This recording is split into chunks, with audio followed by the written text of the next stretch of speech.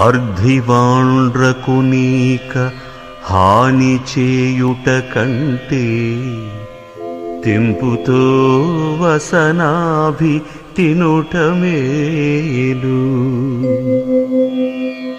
ఆడుబిడ్డల సొమ్మున పహరించుట కంటే బండగట్టుక నూతబడుట మేలు.